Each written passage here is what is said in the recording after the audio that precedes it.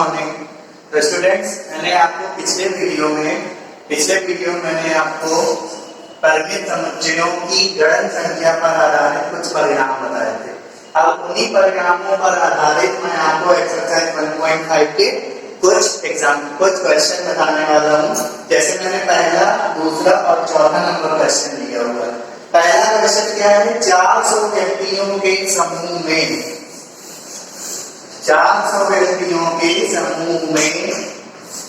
250 हिंदी तथा 200 अंग्रेजी बोल सकते हैं। स्टूडेंट समझिए, 400 व्यक्तियों का समूह है, यानी 400 व्यक्तियों का एक ग्रुप है।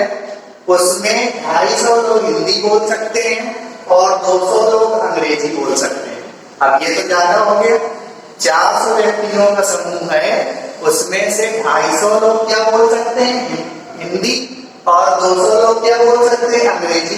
तो आप कहेंगे कि ये लोग तो 400 है, लेकिन यहाँ तो 450 हो रहा है। ऐसा नहीं सोचना है। 400 व्यक्तियों का समूह है, 250 लोग हिंदी बोल सकते हैं, 200 लोग अंग्रेजी बोल सकते हैं। स्टूडेंट्स, इसका मतलब ये है इनमें कुछ ऐसे व्यक्ति भी होंगे जो हिंदी और अंग्रेजी दोनों बोल सकते हैं। क्योंकि अगर यहाँ से आप मैच करेंगे तो गलत हो जाएगा। आप सोचेंगे कि 250 हिंदी और 200 अंग्रेजी, तो हो गए 450। और जबकि ग्रुप में है कितने लोग? 400। तो ये तो कोई सवाल नहीं बना। ऐसे आपको नहीं सोचना है। 400 व्यक्तियों के समूह में 250 हिंदी बोल रहे हैं, 200 अंग्रेजी बोल रहे हैं। स्टूडेंट, इनमें कुछ व्यक्ति ऐसे भी होंगे जो हिंदी और अंग्रेजी दोनों बोल सकते हैं। ऐसा होता है। तो आगे क्या कहना है? तो ज्ञात कीजिए कितने व्यक्ति हिंदी और अंग्रेजी दोनों बोल सकते हैं। देखिए आई बात, ज्ञात कीजिए कि कितने व्यक्ति हिंदी और अंग्रेजी दोनों बोल सकते हैं। तो आप समझिए, सवाल में यहाँ से दो भाषाओं की बात हो रही है, हिंदी की और अंग्रेजी की। तो मैं मान लेता हूँ कि हिंदी बोलने वाले व्यक्तियों का समुच्चय का मतलब समूह अलग अलग करेंगे। हम ये मानेंगे कि हिंदी बोलने वाले व्यक्ति इतने हैं, अंग्रेजी बोलने वाले व्यक्ति इतने, और कॉमन जो दोनों लैंग्वेज बोल लेते हैं वो व्यक्ति अलग है। तो मैं मान लेता हूँ यहाँ पे दो भाषाओं की बात हो रही है। तो मैं मानूंगा, माना हिंदी बोलने वाले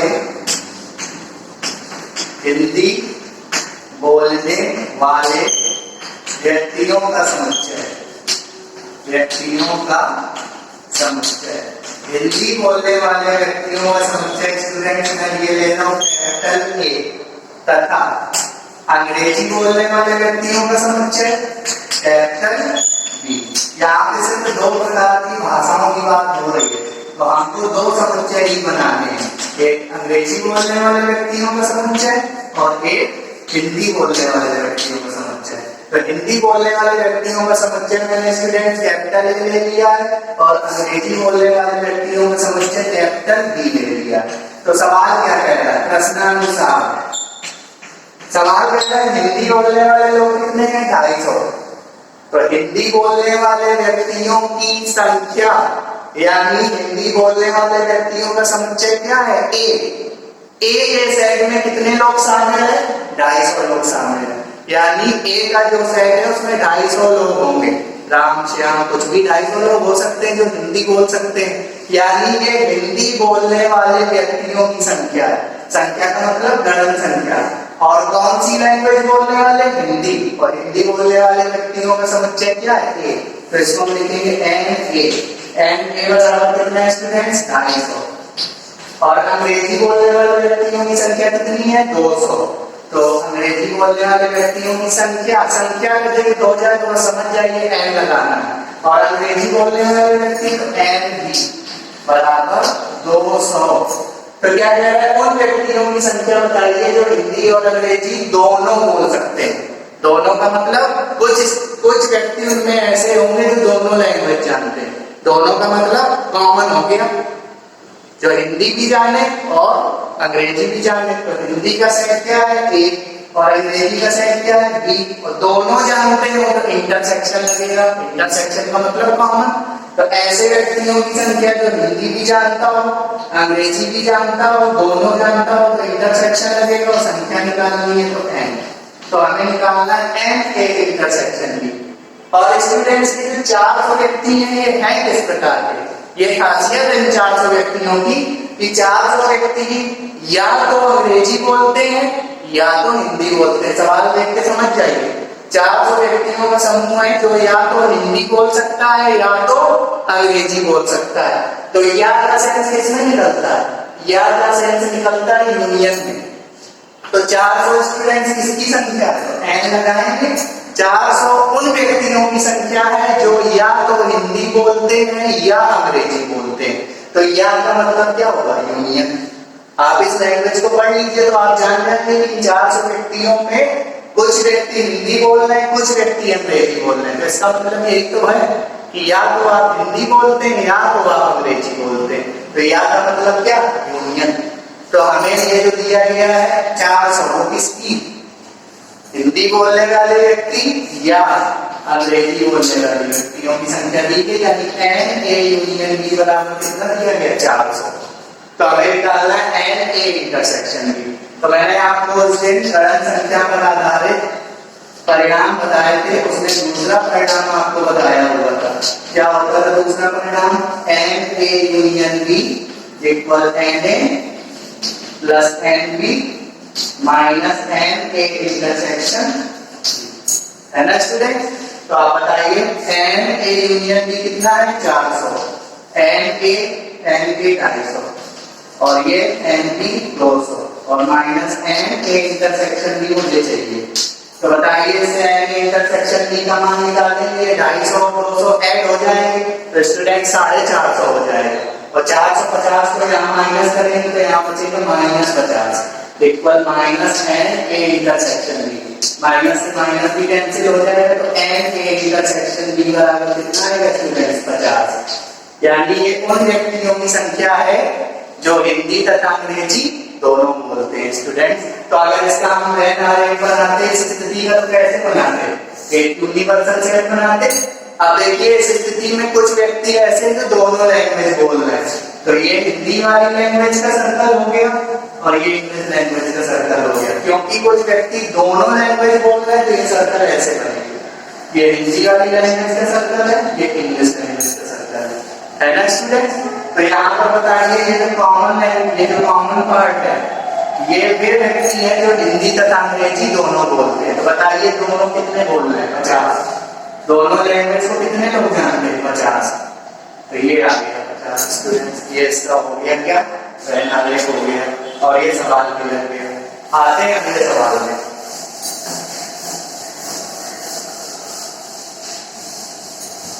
अगला क्वेश्चन है स्टूडेंट्स,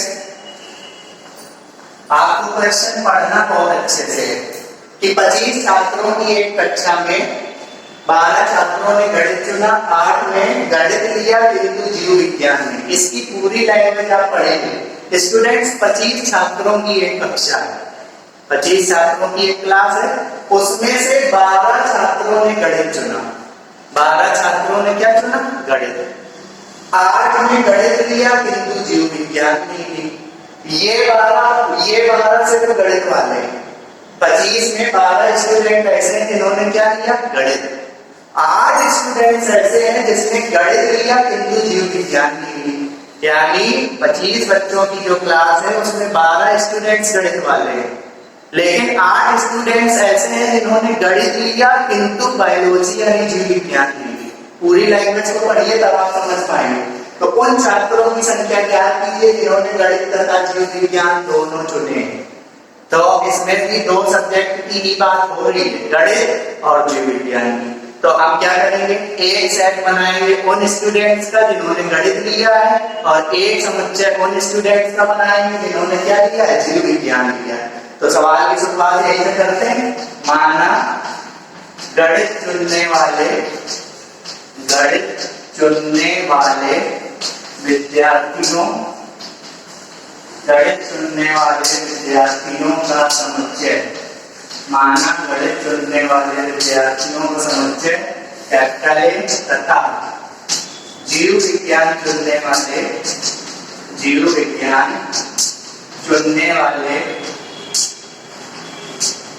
विद्यार्थियों का समुच्चय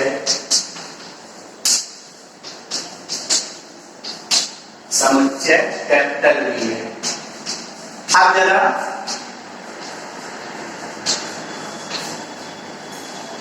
आप जरा इस लैंग्वेज को पढ़ते हैं जरा प्रश्नानुसार। सवाल क्या कह रहा है, शुरुआत से पढ़िए। और लास्ट में क्या लिखा है, प्रत्येक छात्र या तो गणित चुनता है या तो जीव विज्ञान चुनता है। मतलब ये कंडीशन है कि 25 छात्रों की जो कक्षा है उसमें हर छात्र का ऐसा बैठा है जो या तो गणित चुनता है या तो जीव विज्ञान चुनता है। तो या का मतलब स्टूडेंट्स क्या होता है, यूनियन। तो बताइए कुल कक्षा में कुल छात्र कितने हैं, 25। तो ये 25 किसकी संख्या है स्टूडेंट्स, ये 25 उन छात्रों की संख्या है जिन्होंने या तो गणित चुना है या तो जीव विज्ञान चुना है। साफ साफ लिखा है कि प्रत्येक छात्र या तो गणित चुनेगा या तो जीव विज्ञान चुनेगा। तो क्लास में है कितने बच्चे, 25। तो 25 बच्चों में 25 ऐसे होंगे जिन्होंने या तो गणित चुना होगा या तो जीव विज्ञान चुना होगा। यानी मुझे साफ साफ स्पष्ट पता चल रहा है कि ये जो 25 है ये उन विद्यार्थियों की संख्या है, यानी n लगा दिया। किन विद्यार्थियों की संख्या है, जिन्होंने या तो गणित चुना है या तो जीव विज्ञान चुना है। तो गणित चुनने वाले विद्यार्थी क्या है, एक समुच्चय में है, और या का मतलब यूनियन, और जीव विज्ञान चुनने वाले विद्यार्थी किसमें है, बी सेट में है। कितना, 25। तो स्टूडेंट्स ये हो गया n a यूनियन b बराबर कितना, 25। आगे बढ़ते हैं। 12 छात्रों ने गणित चुना। ये स्पष्ट है कि 25 में 12 छात्रों ने क्या चुना, गणित। अब इसका मतलब ये नहीं कि 13 छात्रों ने जीव विज्ञान चुन लिया। इसमें स्टूडेंट्स कुछ छात्र ऐसे भी हैं जिन्होंने दोनों चुन लिया है ना, दोनों चुन लिया है। तो आप जरा पढ़ते जरा स्पष्ट ऐसे कितने छात्र हैं जिन्होंने गणित चुना। तो देखिए n a गणित वाला समुच्चय हमने क्या बनाया, a। तो स्पष्ट गणित को चुनने वाले छात्र कितने थे, 12। ये वे छात्र हैं जिन्होंने सिर्फ गणित चुना है लेकिन जीव विज्ञान नहीं चुना है स्टूडेंट्स, है ना। क्या कह रहा है आगे, 8 ऐसे विद्यार्थी हैं जिन्होंने गणित लिया किंतु जीव विज्ञान नहीं ली। गणित लिया किंतु जीव विज्ञान नहीं ली, यानी ये जो 8 हैं स्टूडेंट्स वो कैसे हैं, जिन्होंने गणित लिया, यानी नंबर लगा दिया, गणित लिया यानी गणित का समुच्चय क्या, a। लेकिन जीव विज्ञान नहीं लिया, यानी a तो लिया लेकिन b नहीं लिया, यानी इसको क्या लिखेंगे, a माइनस। ये n a माइनस b हो गया क्या, 8। तो क्या कह रहा है स्टूडेंट्स, उन छात्रों की संख्या ज्ञात कीजिए जिन्होंने गणित तथा जीव विज्ञान दोनों चुने। तो मुझे निकालना है n a इंटरसेक्शन b बराबर क्वेश्चन मार्क, ये निकालना। बिल्कुल सिंपल सी लैंग्वेज है। अब इसका जरा वैन आरेख बनाते हैं। इस स्थिति का वैन आरेख कैसा है, ये यूनिवर्सल सेट हो गया। इसमें भी मुझे पता चल रहा है कि कुछ स्टूडेंट्स ऐसे जिन्होंने दोनों विषय चुने हुए, गणित भी और जीव विज्ञान भी। तो इसमें सर्कल कैसे बनेंगे, वैसे ये a ये b। और उस दिन की प्रूविंग, जब मैंने रिजल्ट 2 की प्रूविंग कराई थी, तो मैंने आपको बताया होगा कि ये जो पोर्शन होता है वो a माइनस b होता है, ये जो पोर्शन होता है वो b माइनस a होता है, और ये जो बीच वाला पोर्शन होता है स्टूडेंट्स वो कैसा होता है, a इंटरसेक्शन b का होता है। ये मैंने रिजल्ट 2 की प्रूविंग में कराया था। और आपको ये भी बताया था कि ये तीनों ही पोर्शन कैसे होते हैं, आसाइन। तो जब मैंने प्रूविंग कराई थी तो मैंने लिखा था n a यूनियन b बराबर n a minus b plus n a intersection b और प्लस n b माइनस। ये मैंने रिजल्ट 2 में प्रूव कराया था कि a यूनियन b को मैं क्या लिख सकता हूँ, a प्लस a, है ना। तो मैं क्या करूँ, मुझे सब कुछ दिया तो मैं क्या लिखूँ, वैन आरेख से। वैन आरेख मैंने बनाया हुआ है, तो वैन आरेख से स्पष्ट पता चल रहा है कि n a यूनियन b किसके बराबर होगा, a यूनियन b का मतलब यहाँ से लेके यहाँ तक, a यूनियन b का मतलब a का हिस्सा भी b का हिस्सा भी। तो ये यहाँ से लेके यहाँ तक का हिस्सा कितने पार्टों में बटा है, 3 पार्टों में, 1 2 3, तीनों को जोड़ दीजिए और n लगा है तो n लगा दीजिए। तो क्या n a minus b plus n a intersection b और प्लस n b माइनस है ना स्टूडेंट्स। तो आप जरा ध्यान से देखिए यहाँ पर क्या है, जो n a यूनियन b है स्टूडेंट्स वो है कितना, 25 है। n a माइनस b कितना है, n a माइनस b कितना है, 8 है, प्लस अब स्टूडेंट्स यहाँ पर ध्यान दीजिए जरा कि इसमें ये जो गणित वाला सर्कल है, गणित वाला सर्कल, इसमें कुल कितने बच्चे? 12। एन ए इंटरसेक्शन बी बराबर कितना दिया गया है? एन ए बराबर कितना दिया है? 12। अब स्टूडेंट्स ध्यान से देखिए, अगर मैं इसको ऐसा लिखूं, देखिए ये क्या मैंने इसको मार्क किया n A minus B plus N A intersection B. देखिए ये ए माइनस बी का पार्ट है और ये पार्ट किसका है? ए इंटरसेक्शन बी का। अगर मैं इस पार्ट और इस पार्ट को जोड़ दूं तो मुझे ये एन ए प्राप्त होगा। देखिए दोनों पार्ट को जोड़ने पर एक सर्कल ही तो बनता है, तो इन दोनों का योग में क्या लिख सकता हूँ? एन ए और ये प्लस एन बी माइनस है ना। अब स्टूडेंट देखिए एन ए कितना दिया? 12, तो 25 बराबर 12 और प्लस एन बी माइनस है, तो 25 में 12 दिया स्टूडेंट से कितना बचा? 13। तो एन बी माइनस ए बराबर कितना हो गया? 13। बी माइनस ए का मतलब क्या होता है? बी के वे अवयव जो ए में ना हो, तो यहाँ पे बी किसका सेट है? जीव विज्ञान का। और एन लगा है तो हम क्या बोलेंगे? ये जो 13 है ये उन विद्यार्थियों की संख्या है जिन्होंने बी लिया है। बी का मतलब जीव विज्ञान लिए, किंतु क्या नहीं लिया है? ए यानी गणित नहीं लिए। तो देखो स्टूडेंट्स पूछ रहा है उन छात्रों की संख्या ज्ञात कीजिए जिन्होंने जीव विज्ञान चुना हो किंतु गणित ना चुना हो। तो बताइए ऐसे कितने स्टूडेंट्स हैं जिन्होंने जीव विज्ञान चुना है किंतु गणित नहीं चुना है? वो स्टूडेंट्स हैं कितने? 13।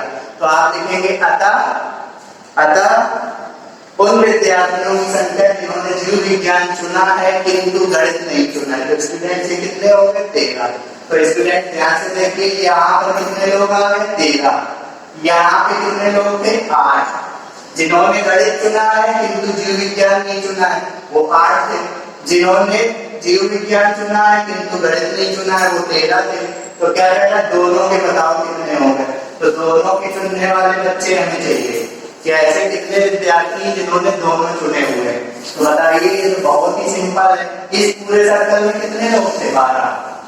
12 में से कितना पार्ट कितना है? 8। तो ये पार्ट कितना होगा? 4। बिल्कुल सरल सी बात है। 12 स्टूडेंट थे पूरे गणित के, लेकिन 12 स्टूडेंट्स में 8 ऐसे हैं जिन्होंने केवल गणित लिया है। मतलब इन 12 छात्रों में 4 ऐसे होंगे जिन्होंने जीव विज्ञान लिया होगा। आप ऐसे ही समझ लीजिए एन ए में कितने लोग हैं? 12 और ए माइनस बी में कितने हैं? 8 है। तो बताइए मैं पहले आगे से क्या लिख सकता हूँ? एन ए को क्या लिख सकता हूँ? एन ए को मैं लिख सकता हूँ एन ए माइनस बी और प्लस, देखिए एन ए कैसे बन रहा है? एन ए माइनस बी और plus N A intersection B, इन्हीं दोनों के योग से तो एन ए बना। तो बताइए एन ए का मान कितना है? 12। एन ए माइनस बी कितना है? 8 और एन ए इंटरसेक्शन बी निकालेंगे तो कितना है? 4। यानी स्टूडेंट्स 4 ऐसे बच्चे हैं जिन्होंने गणित तथा जीव विज्ञान दोनों चुना है, और ऐसे बच्चे 13 हैं जिन्होंने जीव विज्ञान चुना है किंतु गणित नहीं चुनी है। ये स्टूडेंट्स इस सवाल का भी क्या हो गया? आंसर हो गया। अगले अगला है सवाल तीसरा नंबर। ये अच्छा क्वेश्चन है, इंपॉर्टेंट भी है। देखिए है सरल सा। चौथा कह रहा है कि एक सर्वेक्षण में 63% भारतीय पनीर पसंद करते हैं। एक सर्वे हुआ, उसमें जो सर्वे में जितने लोग भी शामिल थे, अगर मान लो सर्वे में 1000 लोग शामिल थे, सर्वे का मतलब ऑब्जर्वेशन हो रहा है, उस ऑब्जर्वेशन में ये निकला कि 63% भारतीय पनीर पसंद करते हैं। मान लीजिए 1000 लोगों से पूछा गया सर्वे में, तो 1000 का 63% यानी 630 लोग क्या पसंद करते हैं? पनीर। ये मैं मान के चल रहा हूँ कि 1000 लोगों में सर्वे हुआ। 76% लोग सेब पसंद करते हैं और X% भारतीय दोनों को पसंद करते हैं। यानी X% लोग ऐसे हैं जो सेब को भी पसंद करते हैं और पनीर को भी पसंद करते हैं। तो यहाँ पर भी दो स्थितियां बन गई हैं, पनीर पसंद करने वाले लोग और सेब पसंद करने वाले लोग। तो मैं क्या मान के चलूं? मैं मान लूं माना पनीर पसंद करने वाले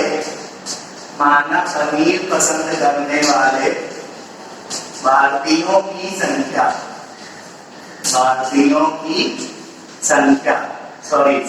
भारतीयों का समुच्चय।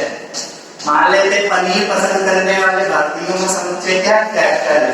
तथा सेब पसंद करने वाले भारतीयों का समुच्चय। सेब पसंद करने वाले भारतीयों का समुच्चय, ये है स्टूडेंट्स कैपिटल। तो स्टूडेंट्स क्या कह रहा है सवाल कि अगर x% लोग दोनों को पसंद करते हैं तो x का क्या ज्ञात कीजिए मान।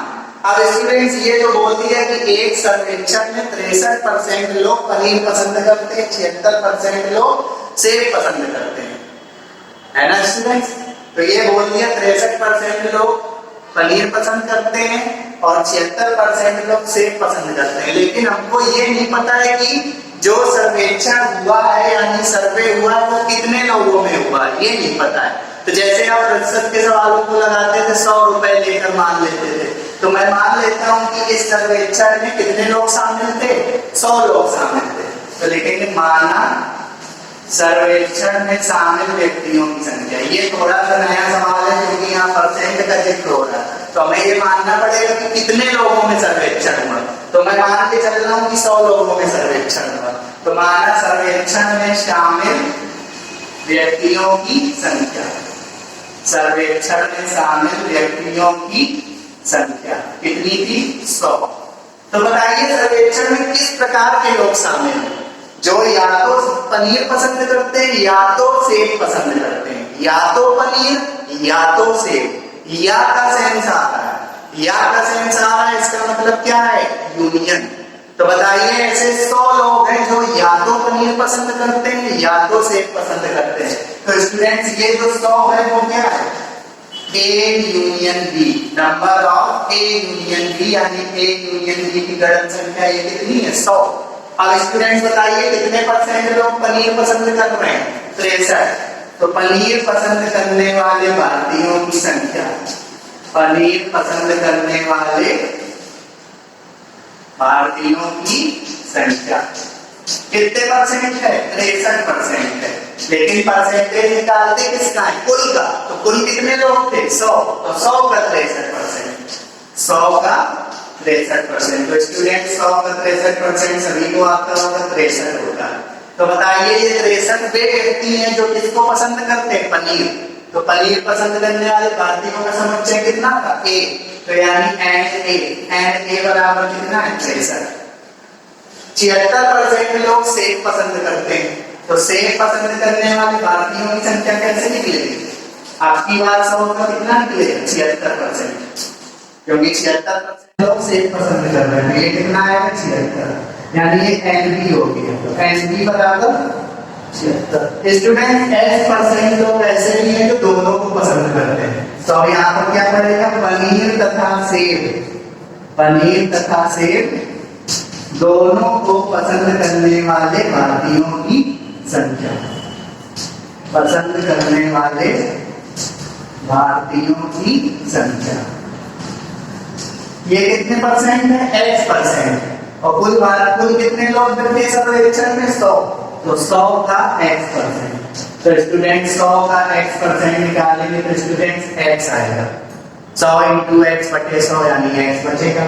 तो ये कौन से व्यक्ति हैं जो सेब तथा पनीर दोनों पसंद करते हैं, दोनों का मतलब इंटरसेक्शन लगेगा, एन ए इंटरसेक्शन की बराबर x। तो आपसे पूछ रहा है x का क्या निकालिए, मान, सिर्फ x का मान निकालना कह रहा है। तो अब इस स्थिति का वैन आरेख बनाए, बिल्कुल सरल वैन आरेख है जैसे पहले 2 सवालों में बनाया हुआ था। तो इस स्थिति का वैन आरेख बनाएंगे, ये यूनिवर्सल सेट U हो गया, ये A का सर्कल हो गया, ये B का सर्कल हो गया, ये A ये B। X व्यक्ति ऐसे स्टूडेंट्स जो दोनों पसंद करते हैं। अच्छा ये बताइए सेब पसंद करने वाले कितने, 63। देख लीजिए सेब पसंद करने वाले व्यक्ति कितने, 63, यानी इस पूरे सर्कल में कितने हैं, 63। और देखिए इस पूरे सर्कल के 2 पार्ट हैं, ये प्लस ये। तो ये पहला पार्ट और प्लस दूसरा पार्ट क्या है, x, और बराबर कितना, 63। ऐसे तो लिखेंगे। इस पूरे सर्कल में 63 व्यक्ति, इस सर्कल के 2 पार्ट हो रहे हैं, यानी इस पार्ट और इस पार्ट को जोड़ते तो पूरा सर्कल प्राप्त होता है कि नहीं। तो इस पार्ट के व्यक्तियों की संख्या प्लस इस पार्ट के व्यक्तियों की संख्या। तो इस पार्ट के व्यक्ति हमें नहीं पता है, तो इस पार्ट के व्यक्ति हमें पता नहीं तो इसको ऐसे लिख दिया प्लस इस पार्ट के व्यक्ति है x और बराबर टोटल कितना है 63। तो इससे मैं अगर इसकी वैल्यू निकालूं फर्स्ट पार्ट की कितनी आएगी 63 माइनस x। तो यहाँ पे क्या लिखते हैं 63 माइनस x है ना स्टूडेंट्स। आप बताइए पनीर पसंद करने वाले व्यक्ति कितने 76 और इस सर्कल के भी दो पार्ट हो रहे हैं ये प्लस ये, तो ये दोनों का योग कितने के बराबर होगा 76 के बराबर। तो x plus second part equal 76, तो सेकेंड पार्ट कितना होगा 76 माइनस x है ना। तो इस पार्ट को मैं क्या बोलूंगा, इस पार्ट को मैं स्टूडेंट्स बोलूंगा a माइनस b। मैं बता चुका हूँ a माइनस b, a का वो हिस्सा जो b में नहीं है। अगर इस सवाल की लैंग्वेज में बोलेंगे तो उन व्यक्तियों की संख्या जो पनीर पसंद करते हैं किंतु सेब नहीं। तो बताइए क्या लिखेंगे, वैन आलेख से स्पष्ट है कि वैन आलेख से स्पष्ट है कि n A minus B, n A minus B बराबर कितना 63 माइनस एक्स और एन बी माइनस ए बराबर कितना b माइनस है कितना 76 माइनस x और बीच का पोर्शन कितना है x। तो tan a इंटरसेक्शन b बराबर x और मैंने बताया था इन तीनों का सम ये प्लस ये पूरा सम करें तो कहां से कहां पहुंच जाएंगे a और b पूरा कवर होगा। यानी मैं क्या लिख सकता हूं tan a यूनियन b बराबर जैसे पिछले सवाल में यूज किया था tan a minus b plus tan b minus a and ये ए इंटरसेक्शन बी है तो n A intersection B plus N B minus ये मैं लिख सकता हूँ, बता भी चुका हूँ मैं आपको पिछले दिनों ये सवाल इसको भी को। अब आगे बढ़ते एन ए यूनियन बी कितना है स्टूडेंट्स, पूरे व्यक्ति कितने थे 100 शामिल थे सर्वेक्षण में 100 बराबर ए माइनस बी कितना है N A minus B 63 minus x N A intersection B x और plus N B minus X 76 minus X. यहाँ पे ये minus x plus x cancel हो जाएगा तो स्टूडेंट 100 बराबर कितना 63 76 जोड़ेंगे 139 और माइनस एक्स। स्टूडेंट इससे एक्स का मान निकालेंगे तो 39 आएगा। तो मुझे एक्स का ही मान तो चाहिए लेकिन एक्स में क्या लगा था प्रतिशत, तो हम क्या लिखेंगे अतः 39% व्यक्ति और x क्या था जो दोनों को पसंद करते हैं तो 39% व्यक्ति पनीर तथा सेब दोनों को पसंद करते हैं, दोनों को पसंद करते हैं। स्टूडेंट 39% इसका आंसर होगा।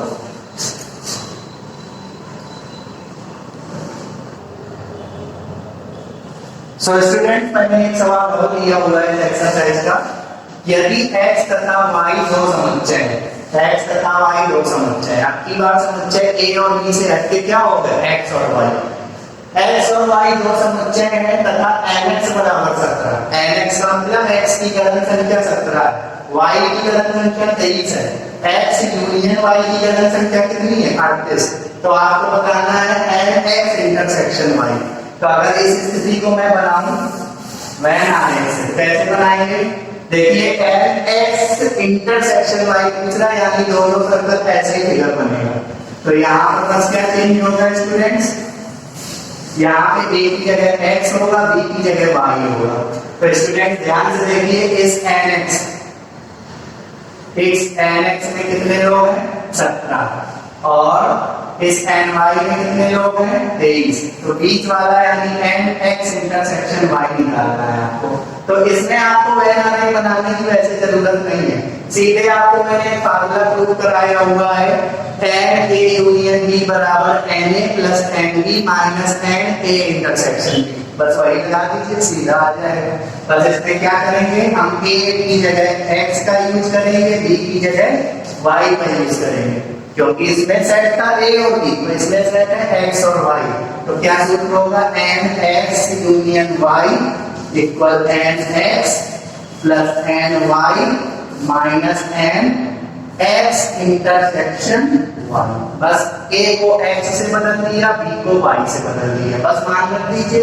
तो x यूनियन y कितना है 38। एन एक्स कितना है 17 प्लस एन वाई कितना है 23 और आपको एन एक्स इंटरसेक्शन वाई निकालना है। कैसे निकलेगा 38 बराबर 23 में 17 जुड़ेगा 40 और माइनस का एन एक्स इंटरसेक्शन वाई। आप 40 को तरफ पक्षांतर करेंगे तो प्लस 40 का आएगा हो जाएगा माइनस 40 तो आएगा 38 माइनस 40 यानी माइनस 2 बराबर एन एक्स इंटरसेक्शन वाई। ये माइनस से माइनस ही कैंसिल हो जाएगा स्टूडेंट तो एन एक्स इंटरसेक्शन वाई बराबर कितना आएगा 2 आएगा स्टूडेंट्स। ये सवाल का क्या हो गया आंसर हो गया। स्टूडेंट्स चलते हैं अगले सवाल की ओर। मैंने अगला सवाल दिया हुआ है 1000 व्यक्तियों के एक समूह में 750 व्यक्ति हिंदी और 400 व्यक्ति बंगाली बोलते हैं। तो स्टूडेंट्स ग्रुप है कितने लोगों का 1000 लोगों का ग्रुप है उसमें 750 व्यक्ति हिंदी बोलते हैं 400 व्यक्ति बंगाली बोलते हैं। तो अगर आप ऐसे जोड़ेंगे तो 1150 हो रहे हैं लेकिन है व्यक्ति कितने 1000 वैसे नहीं सोचना है। याद कीजिए कि कितने व्यक्ति केवल हिंदी तथा केवल बंगाली बोलते हैं। मतलब हमें उन व्यक्तियों की संख्या निकालनी है जो केवल हिंदी बोले मतलब हिंदी बोले तो बंगाली ना बोले और केवल बंगाली का मतलब जो बंगाली बोले तो फिर हिंदी ना बोले। तो स्टूडेंट देखिए कुछ व्यक्ति 750 व्यक्ति हिंदी है 400 व्यक्ति बंगाली बोलते हैं। याद कीजिए कि वे हिंदी तथा बंगाली दोनों कितने बोलते हैं यानी यहाँ पे साफ साफ 3 चीजें निकालनी है। हमें उन व्यक्तियों की संख्या निकालनी जो हिंदी बोलते हैं उन व्यक्तियों की संख्या निकालनी है जो केवल बंगाली बोलते हैं और उन व्यक्तियों की संख्या निकालनी जो दोनों लैंग्वेज बोलते हैं। दोनों लैंग्वेज का मतलब इंटरसेक्शन वाला पार्ट इसमें भी आएगा। तो 2 स्थितियां फिर से बन रही हैं हमको 2 सेट लेने पड़ेंगे। एक उन व्यक्तियों के जो हिंदी बोलते हैं और दूसरे उन व्यक्तियों के जो बंगाली बोलते हैं। तो मैं मान के चलता हूँ माना कैपिटल ए हिंदी बोलने वाले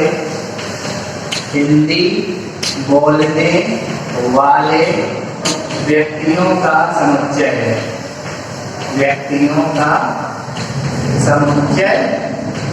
है तथा कैपिटल बी बंगाली बोलने वाले व्यक्तियों का समुच्चय। 2 लैंग्वेज है तो हिंदी बोलने वाले व्यक्तियों का समुच्चय स्टूडेंट्स कैपिटल ले लिया और बंगाली बोलने वाले व्यक्तियों का समुच्चय कैपिटल बी ले लिया। अब ये जो 1000 व्यक्ति हैं इनको ध्यान से देखिए 1000 व्यक्ति किस तरीके के हैं जो या तो हिंदी बोलते हैं या तो बंगाली बोलते हैं या तो दोनों बोलते हैं।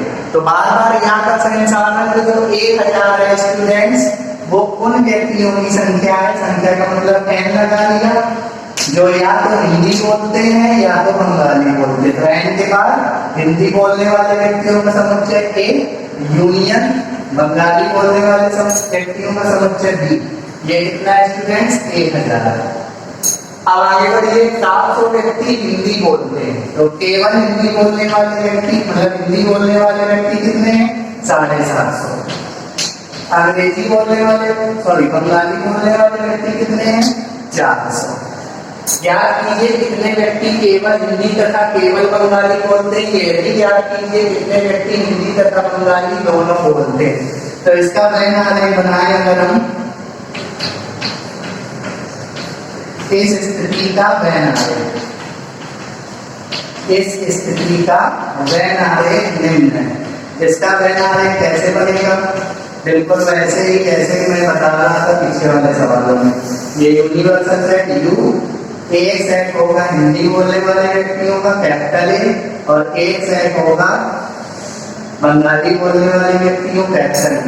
क्योंकि कुछ व्यक्ति दोनों लैंग्वेज बोलते हैं तो ये पार्ट आ गया इंटरसेक्शन वाला। अब मैं आपको एक बार फिर से याद दिलाऊं तो ये क्या है ये पोर्शन है स्टूडेंट A माइनस B का।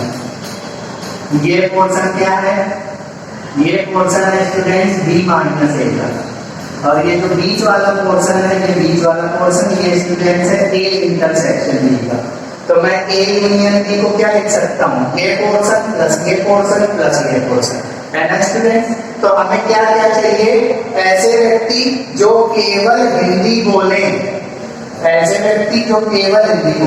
तो केवल हिंदी बोलने वाला का पोर्शन क्या है a माइनस b। केवल अंग्रेजी बोलने वाले का पोर्शन क्या है, बी माइनस है, और दोनों को बोलने वाले का पोर्शन क्या है, ए इंटरसेक्शन बी। यानी हमें तीनों के गणन संख्या निकालनी है। यानी हमें क्या याद करना है, एन ए माइनस बी निकालना है, एन बी माइनस ए निकालना है, और एन ए यूनियन बी भी है, sorry n A intersection B भी आपको क्या करना है, निकालना है। उन व्यक्तियों की संख्या जो हिंदी बोले किंतु बंगाली ना बोले, यानी एन ए माइनस बी, जो बंगाली बोले लेकिन हिंदी ना बोले यानी एन बी माइनस ए, और जो दोनों बोले यानी एन ए इंटरसेक्शन बी।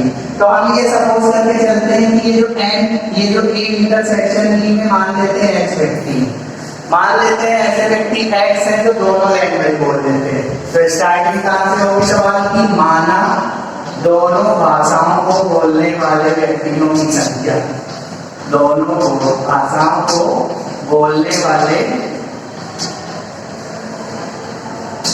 व्यक्तियों की संख्या। हम ये सपोज करके चल रहे हैं कि दोनों भाषाओं को बोलने वाले व्यक्ति कितने हैं, एक्स।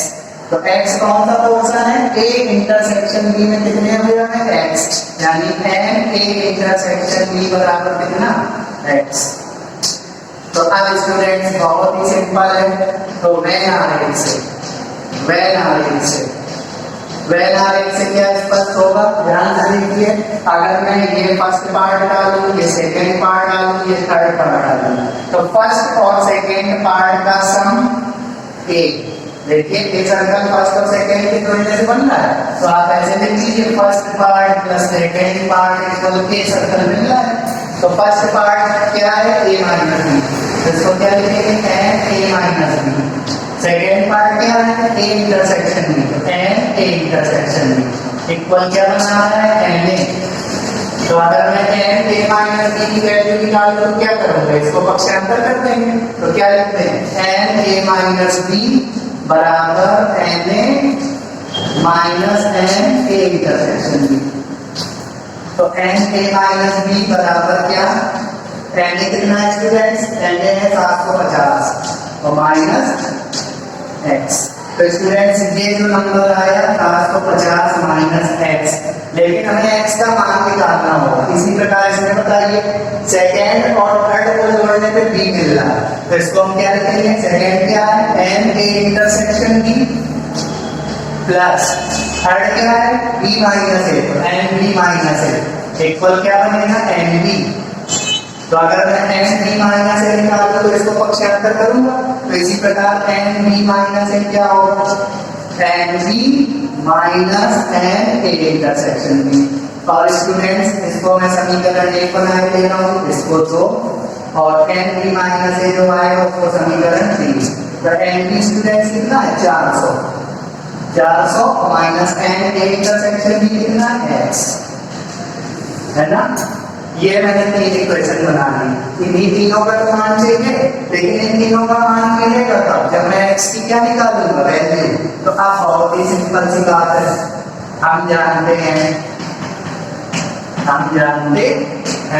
क्या जानते हैं कि इन तीनों पार्टों का सम, इन तीनों पार्टों की गणन संख्या का जो योग होगा वो किसके बराबर होगा, ए यूनियन बी की गणन संख्या। तो क्या लिख सकते हैं, एन ए यूनियन बी बराबर N A minus B plus N A intersection B plus N B minus A. अब स्टूडेंट को वैल्यू रखना है, एन ए यूनियन बी कितना, 1000, n A minus B 750 minus x, N A intersection B x, और n B minus A 400 minus x. देखिए student ये minus x plus x cancel हो रहा है, और ये 750 400 जोड़ के 1150 देगा, और 1150 को आप पक्षांतर कर लीजिए तो माइनस का 1150 इक्वल माइनस का एक्स। तो यहाँ पर आएगा माइनस का 150 और इक्वल माइनस का एक्स, माइनस माइनस कैंसिल, तो एक्स बराबर कितना, 150। तो हमें क्या क्या निकालना है, एन ए माइनस बी। तो लास्ट पोर्शन क्या होगा, एन ए माइनस बी बराबर कितना था, एन ए माइनस बी का समीकरण 2 से देखिए 750 माइनस एक्स, इसमें एक्स का क्या रख देंगे मान, एक्स का मान 150। यानी स्टूडेंट्स 600 व्यक्ति ऐसे हैं एन ए माइनस बी का आंसर कितना है 600। 600 व्यक्ति ऐसे हैं जो हिंदी बोलते हैं, ए का मतलब हिंदी का सेट, हिंदी बोलते हैं, माइनस का मतलब किंतु नहीं बोलते हैं क्या, बी का मतलब बंगाली, यानी उन व्यक्तियों की संख्या जो केवल हिंदी बोलते हैं वो स्टूडेंट्स कितने 600। और ये जो 750 थे 750 इसमें कुछ ऐसे थे जो बंगाली भी बोल देते हैं। अब हमें क्या निकालना है स्टूडेंट्स, एन बी माइनस है, तो एन बी माइनस है, देखिए एन बी माइनस है समीकरण 3 से 400 माइनस एक्स, तो अगली लाइन में वैल्यू रखेंगे एन बी माइनस ए बराबर 400 माइनस एक्स की जगह 150, तो कितना आएगा स्टूडेंट्स 250। 250 व्यक्ति ऐसे हैं जो बंगाली बोलते हैं किंतु हिंदी नहीं बोलते। अब लास्ट निकालना है एन ए इंटरसेक्शन की, तो एन ए इंटरसेक्शन की क्या मैंने लिया हुआ x, और x का मान कितना है 150, यानी 150 व्यक्ति ऐसे हैं जो हिंदी भी बोल देते हैं और अंग्रेजी भी बोल देते हैं। तो 3 आंसर है, एक 600, एक 250 और एक 150। तो स्टूडेंट आज के वीडियो में मैंने आपको समुच्चयों की गणन संख्या पर आधारित रिजल्ट यानी परिणामों पर आधारित कुछ क्वेश्चन बताए हुए हैं। अब मैं अगले दिन इस एक्सरसाइज को कंटिन्यू करूंगा। Thank you.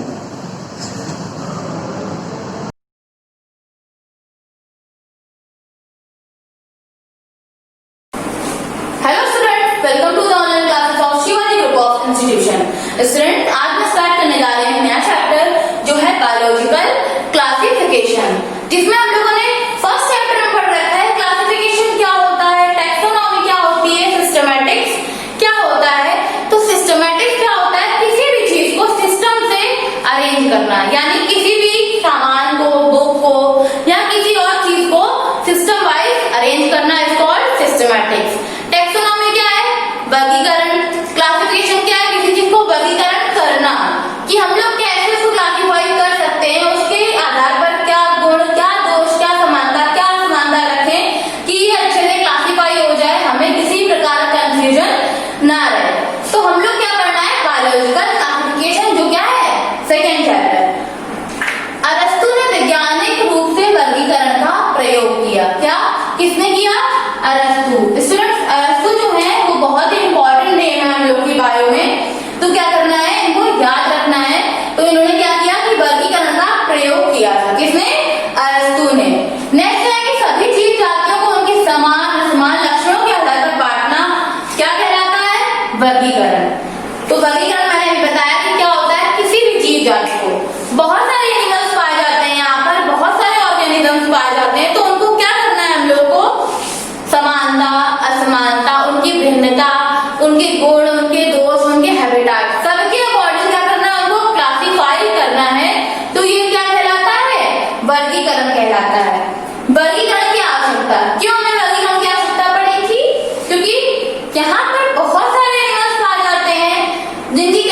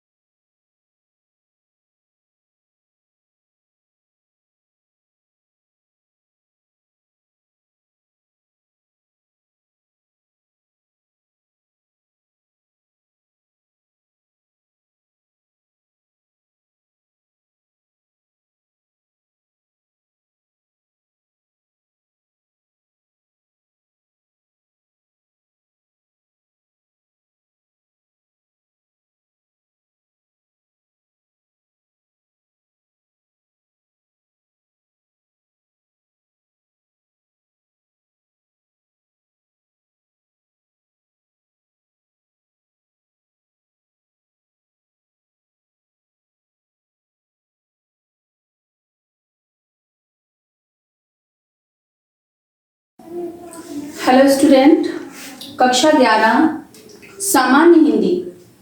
बच्चों, आज मैं सामान्य हिंदी के अंतर्गत व्याकरण में आपको अनेकार्थी शब्द लिखाने व समझाने जा रही हूँ। तो आप सभी बच्चे अपनी CW लैंग्वेज कॉपी में अनेकार्थी शब्द हेडिंग डालकर जो आज मैं ये आपको पढ़ाऊंगी समझाऊंगी उसे आप व्यवस्थित तरीके से लिखेंगे। तो सबसे पहले बच्चों हेडिंग डालेंगे न्यू पेज से अनेकार्थी शब्द। सबसे पहले यह जान लेते हैं कि अनेकार्थी शब्द किसे कहते हैं। जिन शब्दों के एक से अधिक अर्थ होते हैं उन्हें अनेकार्थी शब्द कहते हैं। क्या परिभाषा मैंने बताई बच्चों आपको? जिन शब्दों के एक से अधिक अर्थ होते हैं उन्हें अनेकार्थी शब्द कहते हैं। अब आप क्या करेंगे, एक तरफ शब्द डालेंगे और दूसरी तरफ क्या डालेंगे बच्चों, अर्थ डालेंगे। तो पहला शब्द लिखा है अंकुश। अंकुश का के दो अर्थ आप लिखेंगे, रोक, बंधन, और तीसरा अर्थ होता है हाथी पर नियंत्रण हेतु प्रयोग किया जाने वाला हुक। प्रयोग किया जाने वाला हुक। इसके बाद बच्चों शब्द लिखा है मैंने अंबुज। अंबुज का एक अर्थ होता है चंद्रमा।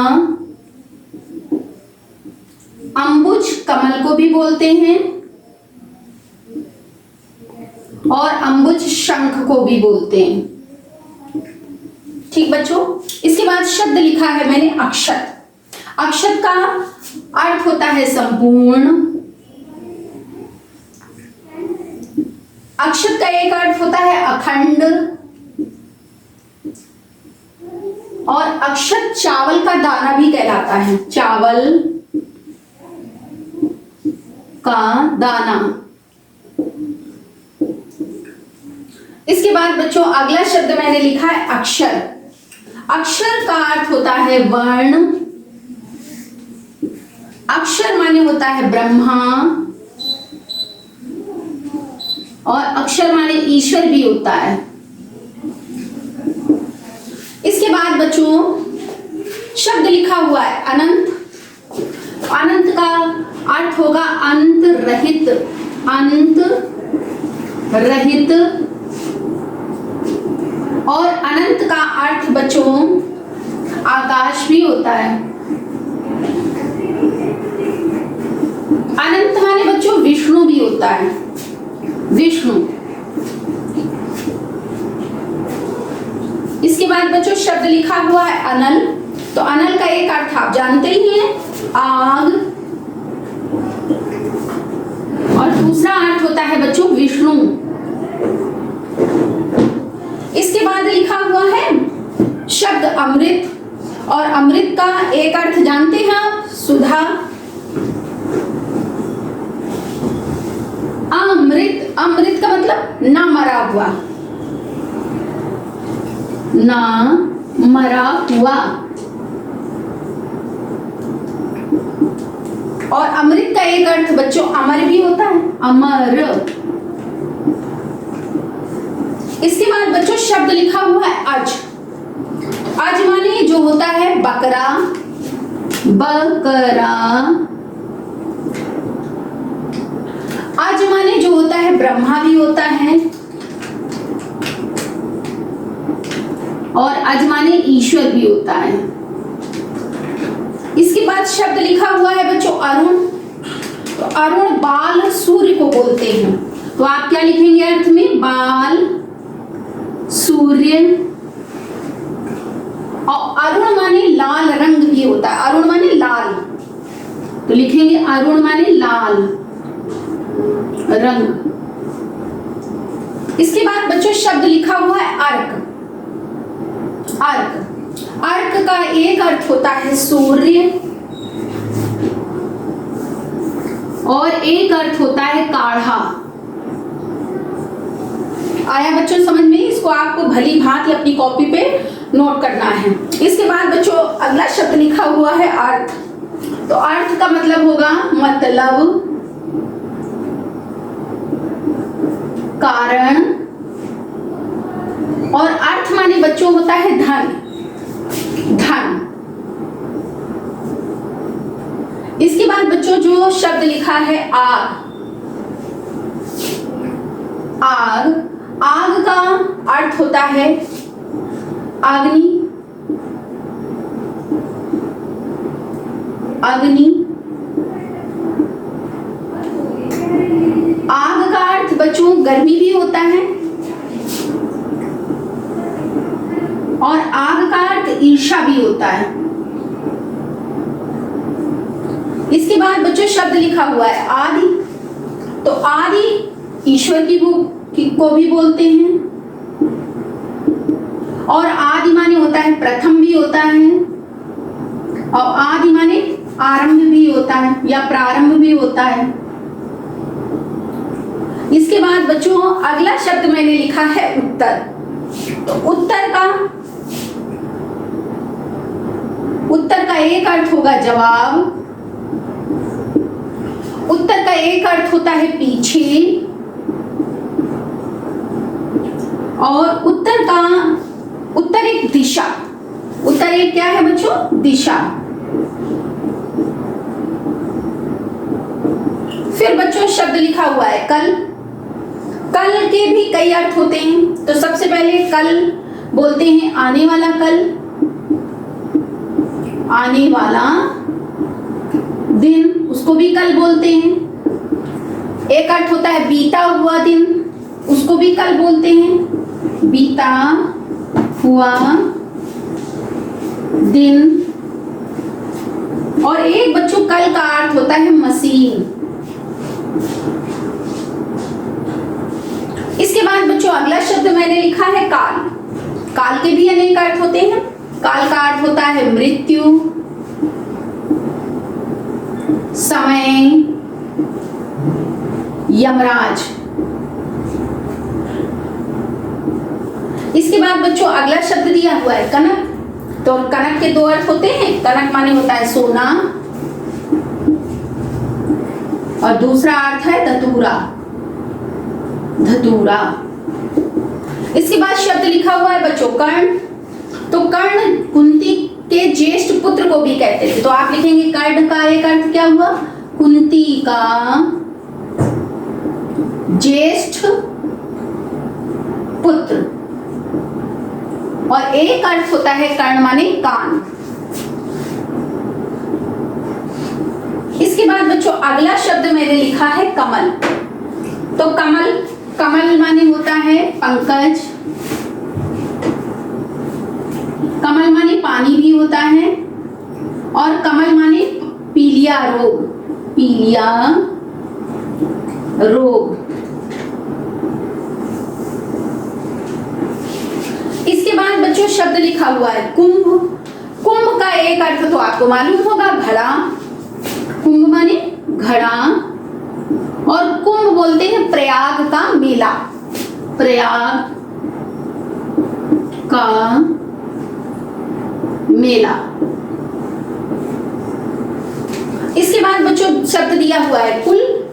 तो कुल के भी कई अर्थ होते हैं। कुल माने होता है संपूर्ण।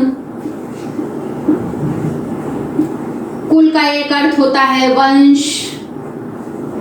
कुल का एक अर्थ होता है परिवार।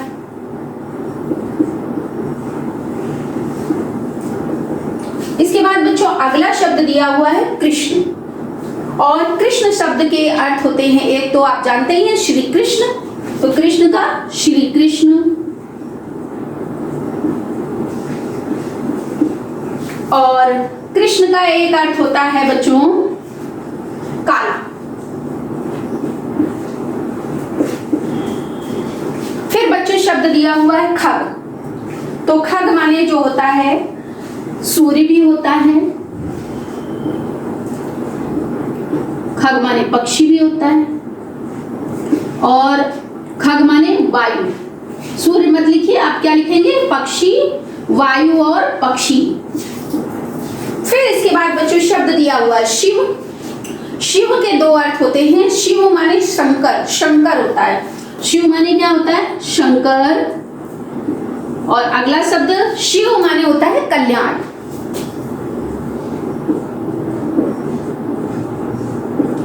इसके बाद बच्चों अगला शब्द मैंने लिखा है गति। तो गति माने होता है दशा, चाल, स्थिति।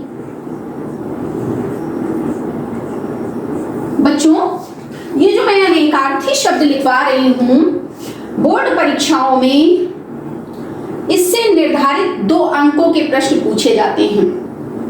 कोई एक शब्द दिया होता है और उसके 2 अर्थ आपको लिखने होते हैं। तो मैंने शब्द लिखे हैं और उसके कहीं दो से अधिक अर्थ लिखे हैं। तो आपको ये सारा काम अपनी CW लैंग्वेज कॉपी पे करना है। बच्चों आगे जो हम शब्द लिख रहे हैं वो है गिरिधर। और गिरिधर शब्द के 2 अर्थ होते हैं। पर्वत को धारण करने वाला, पर्वत को धारण करने वाला, एक अर्थ ये हो गया। और एक अर्थ होता है बच्चों गिरधर माने होता है श्री कृष्ण, श्री कृष्ण। इसके बाद बच्चों गुरु शब्द लिखा हुआ है और गुरु शब्द के 2 अर्थ होते हैं। गुरु माने होता है भारी और गुरु माने बच्चों होता है शिक्षक। इसके बाद बच्चों अगला शब्द लिखा हुआ है गौ। तो गौ शब्द माने होता है दिशा, वाणी। गौ माने बच्चों गाय भी होता है और गौ माने भूमि भी होता है। इसके बाद बच्चों लिखा है चपला। तो चपला माने होता है विद्युत, विद्युत। चपला बोलते हैं चंचल स्त्री, चंचल स्त्री। और चपला माने बच्चों नाव भी होता है। फिर इसके बाद बच्चों लिखा हुआ है जड़। तो जड़ शब्द के अर्थ होते हैं अचेतन, अचेतन। जड़ माने मूर्ख भी होता है बच्चों, मूर्ख। जड़ माने मूर्ख। और जड़ माने जो होता है मूल भी होता है, मूल। इसके बाद बच्चों शब्द लिखा हुआ है जल। तो जल शब्द का एक अर्थ तो पता ही है हमको, पानी। जल माने क्या होता है बच्चों? पानी। और जल माने नक्षत्र भी होता है। इसके बाद बच्चों शब्द लिखा हुआ है जलज। तो जलज माने एक हो गया कमल। जलज माने बच्चों शंख भी होता है और जलज माने बच्चों मोती भी होता है। इसके बाद बच्चों लिखा हुआ है जाल शब्द। तो जाल शब्द के अनेक अर्थ होते हैं। जाल माने होता है फंदा, जाल माने जादू भी होता है और जाल माने माया भी होता है। इसके बाद बच्चों शब्द लिखा हुआ है तप। तप का एक अर्थ होता है संयम, संयम। और तप माने बच्चों होता है तपस्या। इसके बाद बच्चों शब्द लिखा हुआ है तारा। तो तारा के 2 अर्थ होते हैं। तारा बोलते हैं नक्षत्र को भी। तो आप क्या लिखेंगे? तारा माने नक्षत्र। और तारा जो थी वो बाली की पत्नी का भी नाम था। तो लिखेंगे बाली की पत्नी, बाली की पत्नी। इसके बाद बच्चों लिखा हुआ है तात शब्द। तो तात के कई अर्थ होते हैं। तात माने पिता भी होता है, तात माने मित्र भी होता है, तात माने भाई भी होता है। तो आप लिखेंगे तात माने पिता, पुत्र, भाई, मित्र। इसके बाद बच्चों अगले शब्द पर आइए।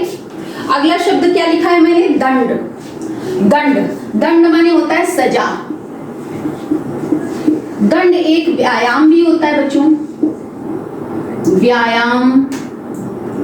और दंड माने डंडा भी होता है। फिर बच्चों शब्द लिखा हुआ है नकुल। नकुल शब्द नकुल माने बच्चों नेवला होता है, और नकुल बोलते थे पांडु का चौथा पुत्र। पांडु का चौथा पुत्र। इसके बाद बच्चों शब्द लिखा है नग, और नग शब्द के दो अर्थ होते हैं। नग माने होता है रत्न, और नग माने होता है पर्वत। इसी तरह बच्चों शब्द लिखा हुआ है नाक, और नाक शब्द के दो अर्थ होते हैं। नाक माने होता है नासिका, नासिका, और नाक माने स्वर्ग भी होता है। इसके बाद बच्चों शब्द लिखा हुआ है नाग। नाग के दो अर्थ होते हैं। नाग माने सर्प भी होता है, सर्प, और नाग माने हाथी भी होता है।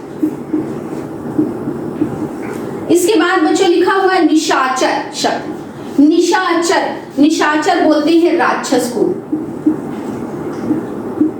निशाचर बोलते हैं भूत को,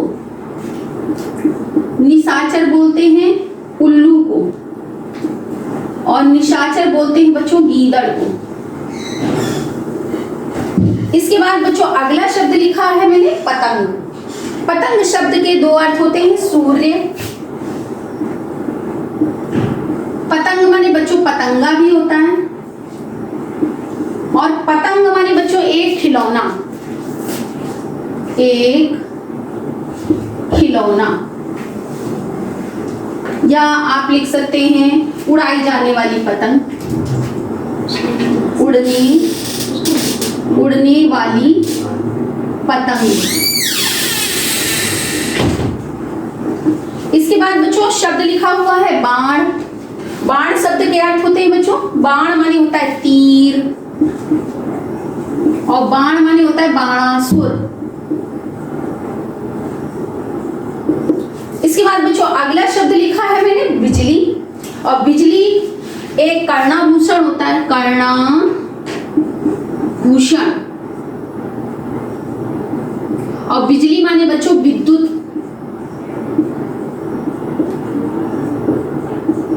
इसके बाद बच्चों अगला शब्द लिखा हुआ है मधु।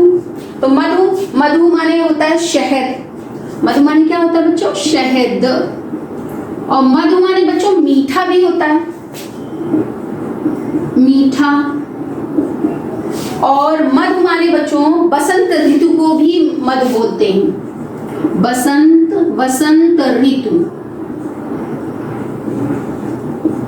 इसके बाद अगला शब्द दिया है बच्चों मित्र, और मित्र माने सूर्य होता है, और मित्र माने सखा होता है। मित्र माने सूर्य, मित्र माने सखा। क्या लिखेंगे? सखा। इसके बाद बच्चों लिखा हुआ है राग शब्द। तो राग माने होता है प्रेम, राग माने होता है संगीत, और राग माने बच्चों आसक्ति भी होता है, आसक्ति। इसके बाद बच्चों अगला शब्द मैंने लिखा है विधि। विधि के भी कई अर्थ होते हैं। विधि माने होता है बच्चों कानून, विधि माने होता है तरीका, और विधि माने ब्रह्मा। इसके बाद बच्चों अगला शब्द लिखा हुआ है शिखा। शिखा माने होता है चोटी, और शिखा माने लौ। तो बच्चों आपको समझ में आ गया होगा, आपने लिखा भी होगा मेरे साथ साथ। जहां भी दिक्कत हो रही है तो आप इसको क्या कर सकते हैं, अच्छे से देख के लिख सकते हैं। तो बच्चों यहीं से जो ये अनेकार्थी शब्द व्याकरण में पूछे जाते हैं वो समाप्त होते हैं। आज के लिए बच्चों इतना ही पर्याप्त है। Have a nice day.